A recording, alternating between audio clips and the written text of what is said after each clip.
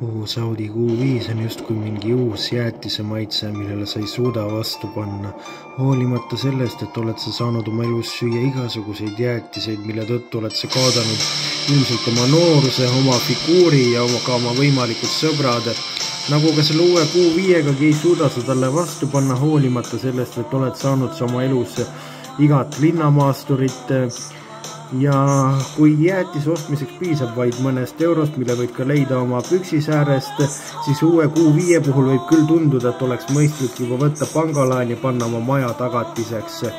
Tere tulemast taas kord kaasa elama Nice proovisõidule. Uus Audi Q5 saabub peale ülimalt populaarset teist mudeli põlvkonda, mis saavutas 2023. aastal globaalselt kõige populaarsem autotiitli, kui arvestada vaid Saksa autotootjaid, ja kui esimese põlvkonna Audi Q5, mis sündis juba aastal 2008, valmistati loomu poolest Saksamaal, kolis teise mudeli tootmine Mehhikosse ja kui seda uut mudelit valmistatakse endiselt Mehhikos, kuid rampitariifid teda just iga hetk ei sunni ka ameeriklaseks hakkama. Uus mudel on oma möötmetelt jäänud põhimõtteliselt samaks eelmisega, mis tähendab, et on ta kõigest 3,5 cm pikem ja teljavahe on kasvanud vaid 1 millimeetri võrra ja pagasruumi maht on kasvanud 5 liitri võrra, mis tähendab, et ta küünib nüüd 520 liitri ulatusse ja disain näeb tal õige lahe välja, olemas tal ehtsad väljalasketorud taga ja olemas tal 11 erinevat värvitooni, kuid kui sul ikka raha igast sahtlist üle ujutab, on sul võimalik soetada just selline värviskeem, nagu sa endale ise heaks pead. Samuti saab talle nelikvedu, kuid nelikrooli, mis talle näiteks ei pakuta.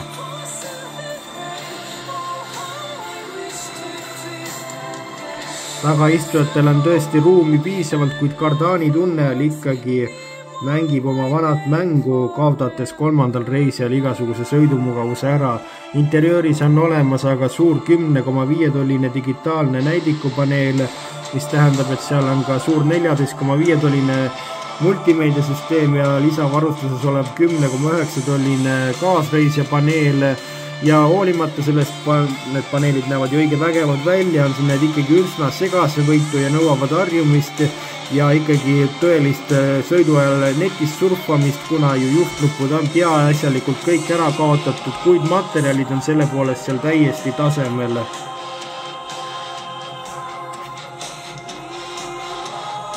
Ja ka varustuse osas on läinud Audi palju paremaks ja suuri varustuse lünka tal enam ei olegi peagi. Mootoriruumis tervitavad sind 2-liitrised turboga ülelaetud jõuallikad, 2-liitrine turbobensiin ja 2-liitrine turbodiisel, kuid natukene võib su tuju kõigutada see, et nende mõlemate võimsusnäitajad on täpselt samad ehk 150 kW ehk 204 hobust, kuid kui sellest jääb vaheks on 3-liitrine turboga laetud V6 bensiinimootor olemas, millel lausa 367 hobujõudu.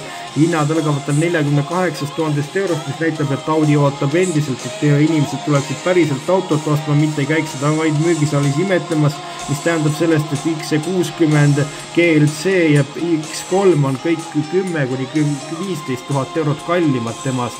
Nii et mina ei näe põhjust, miks ei võiks sellest saada järjekordne müügihitt ja nii jällegi ei näe ma põhjust, miks sa veel seda saadet vaatad ja endale juba uut Q5 ei broneeri. Selline oli sellekordne Nice proovisõit, kohtume teiega juba nädala pärast, seniks kohtumiseni ja liigelge ikka turvaliselt.